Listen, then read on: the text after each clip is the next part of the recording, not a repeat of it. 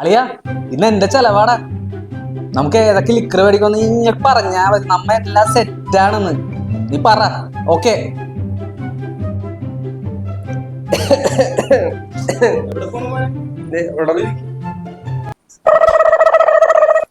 അളിയ അച്ഛനുണ്ടല്ലേ? എനിക്ക് മനസ്സിലായി.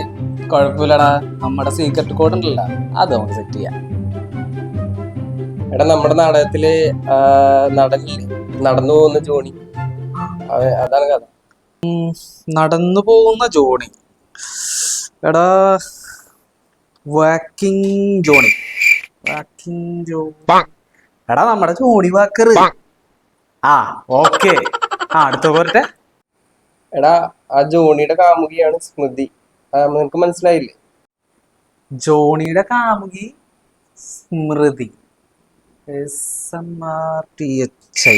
അതും വെച്ചുള്ളത് ഏതാ കുപ്പി?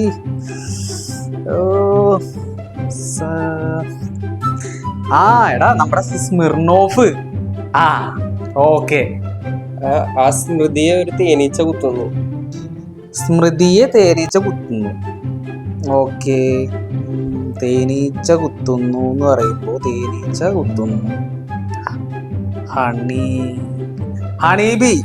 ആ ഓക്കെ. ഈ സ്മൃതിയുടെ കാമുകനില്ലേ ഈ ജോണി, ഒരു വെളുത്ത വികൃതിയായ ഒരു പയ്യനാണ്. വികൃതിയായ പയ്യൻ. അവന്റെ വികൃതിയായ പയ്യൻ.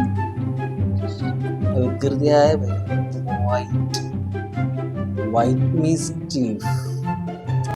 ഈ ജോണിക്ക് വികൃതിയാണെങ്കിലും അവന് പട്ടാളത്തിൽ പോകണമെന്നാണ് ആഗ്രഹം. പട്ടാളത്തിൽ പോകണം. ഓക്കെ, നീ ഇനി അധികം കൂടുതൽ പറയണ്ട. എനിക്ക് മനസ്സിലായി. നമ്മുടെ ജവാൻ, മലയാളികളുടെ സ്വന്തം ജവാൻ. എടാ ഈ ജോണിക്കും സ്മൃതിക്കും ഭയങ്കര ആഗ്രഹങ്ങളൊക്കെയാണ്. കൊട്ടാരം പോലത്തെ വീട് വേണമെന്നൊക്കെയാണ് ആഗ്രഹം. കൊട്ടാരം പോലത്തെ വീട്.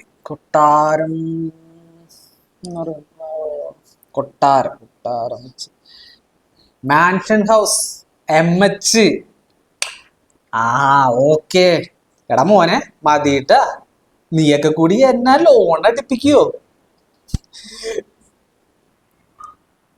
എന്താടാ നീ ഏതായാലും ചെലവേണെന്ന് പറഞ്ഞല്ലേ, പിന്നെ എന്തിനാണ് ഇപ്പൊ ഇത്രയും മുടിപ്പിക്കുമെന്നൊക്കെ. എന്തായാലും നീ പറഞ്ഞല്ലേ, എന്തായാലും അത് മതി. എടാ മോനെ ഇതും കൂടി പറഞ്ഞേക്ക്. രാജാവും മത്സ്യത്തൊഴിലാളി.